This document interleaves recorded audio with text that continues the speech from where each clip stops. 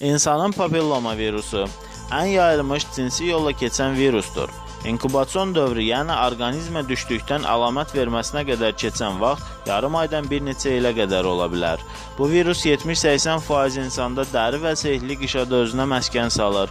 Bəzən insan bu virusa yoluxduğunun heç fərqində belə olmur. Orqanizmə nüfuz edən bu virus dəri və sehli qişə hüceyrələrində bu hüceyrələrin aktiv bölünməsi və məməcikvari çıxıntılı şəkilli böyüməsinə səbəb olur. Dəridə papillomatoz dəyişikliklər, sehli qişalarda iti uclu kandilomalar formalaşır. Bu virusun autoinokulyasiyası, yəni epilyasiya və ya təraş olunduqda öz-özünü yoluxdurma kimi xüsusiyyəti var. Virus orqanizmə zədələnmiş dəri sahəsindən, yaralardan, məişət və gigiyena qaydalarını pozduqda və cinsi yolla keçər.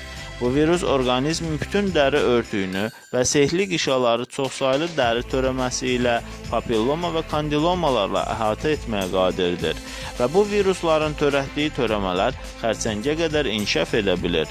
Nəzərə alsaq ki, törədici virusdur, onları müalicə etmək çox çətindir.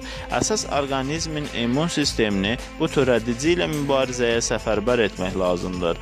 Bunun üçün virus əleyhinə və immun modulyatorlar təyin olunur. Aparılan araşdırmalar göstərir ki, 90% halda təbii immunitet, immunomodulyator və virus əleyhinə dərmanlarla birlikdə virusla mübarizə aparıb onlara qalib gəlməyə qadirdir. Profilaktik məqsədlə isə inkişaf etmiş ölkələrdə uşaqlığın human papilloma virus mənşəli xərçəngi ilə mübarizə aparmaq üçün qız uşaqları 10-11 yaşlarından başlayaraq vaksinasiyaya cəlb edilirlər. Vaksina kimi Gardasil və ya Cervarix adlı preparatdan istifadə edilir. Hazırladı Rauf Kazımov, həkim, uroloq.